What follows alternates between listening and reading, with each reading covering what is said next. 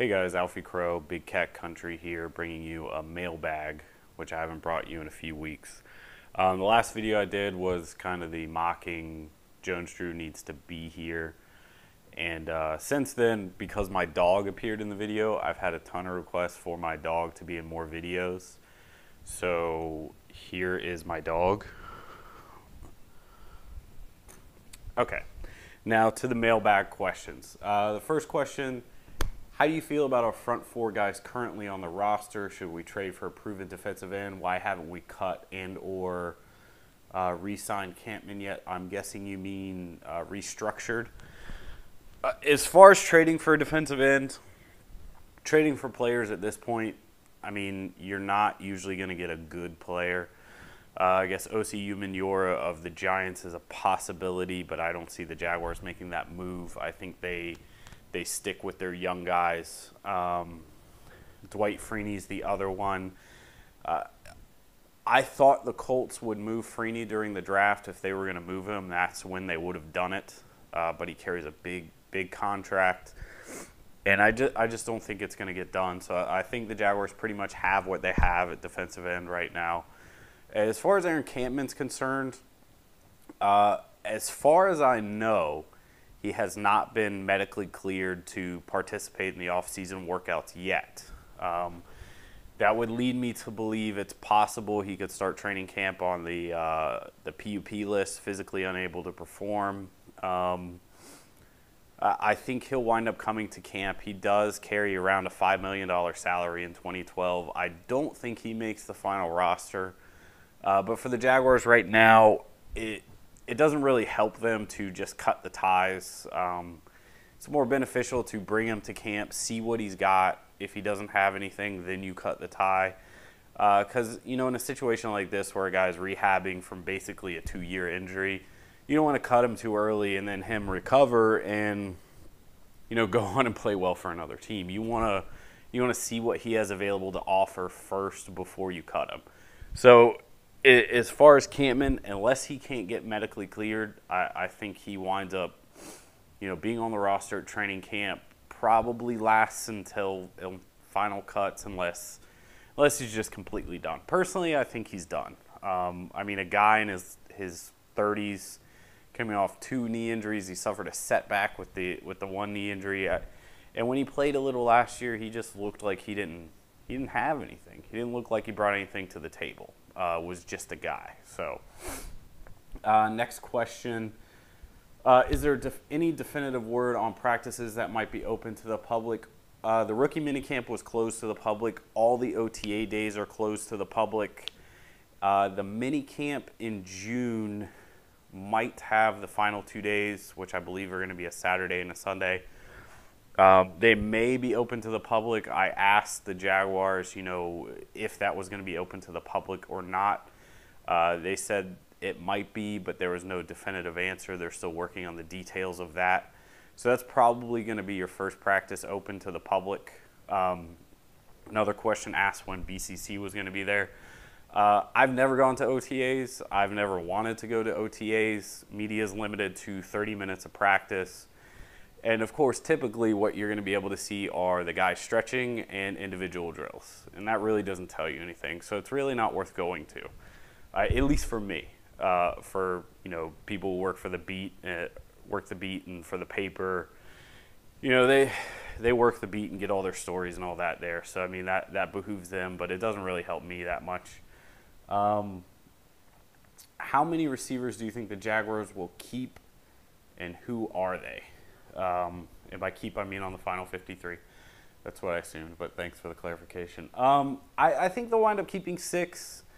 Your locks for me are, Lauren Robinson, who they signed in the offseason. Obviously, Justin Blackmon, who was a top 5 pick. People kind of give me a weird look when I say it, but I think Cecil Shorts is a lock to make the roster. He's a guy they like a lot. I thought he looked really good in the preseason and in training camp, but when the real lights came on, he just didn't really do anything. Mike Thomas for me is a bubble guy. He's likely going to make the team because they did pay him that bonus in the offseason. So that'd be a lot of salary to eat. but if he's clearly not one of your top 5, I think that's going to be a tough decision for them. But ultimately, I think he makes the roster. So that's 4 guys. I think Lee Evans, if healthy, makes the team. He's a veteran presence. As I kind of think that's a bit overplayed, but it helps somewhat to have a veteran guy at one of those positions. And then one of the undrafted guys could push. Chris Forcier, who they signed yesterday, Mike Brown, who they signed yesterday. I've got a ton of emails about Mike Brown. Apparently there's a lot of Liberty fans that really, really love him. I'll probably write something on him later in the week. They cut Jarrett Boykin and Nelson Rosario, 2 guys who I thought had a legitimate shot to make the team because they're kind of bigger guys. I've been told the FAMU wide receiver Elliott looked really good in minicamp, but that's, rookie minicamp, underwear practice. So we've had so many, I think as Vic used to call them, the boys of summer. We've had so many of those guys who come in, look great in OTAs, and they're underwear Super Bowl champions, and then when the pads come on, they completely disappear. So, but I think ultimately your 5 is probably going to be Robinson, Blackman, Thomas, Evans, and Shorts. And then if one of the rookies, makes a real good impression, or somebody like Brian Robisky, light finally comes on, something like that, they may stick as the 6th guy. But your 6th guy has also got to be able to play special teams, so either return kicks or play coverage unit. So that'll be something to watch for too. We'll do one more question.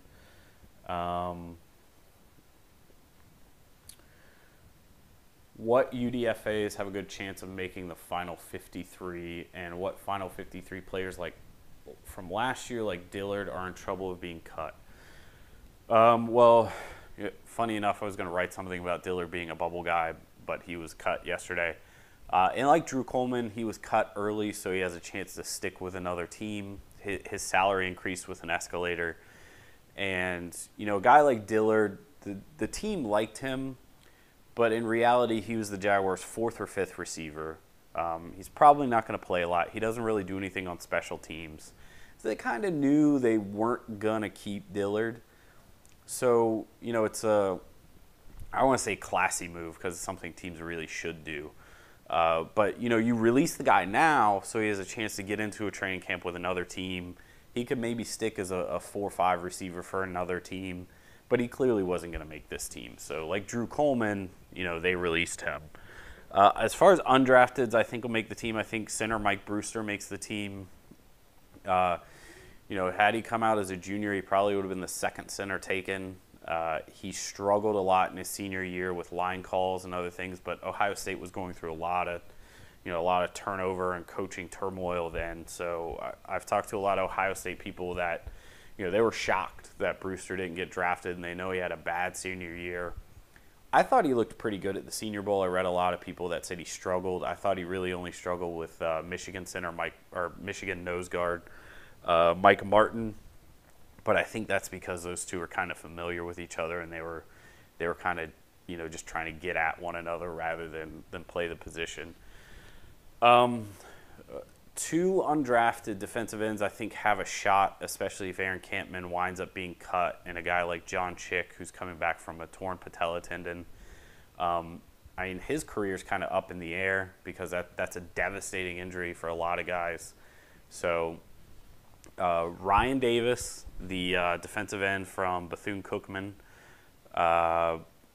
he's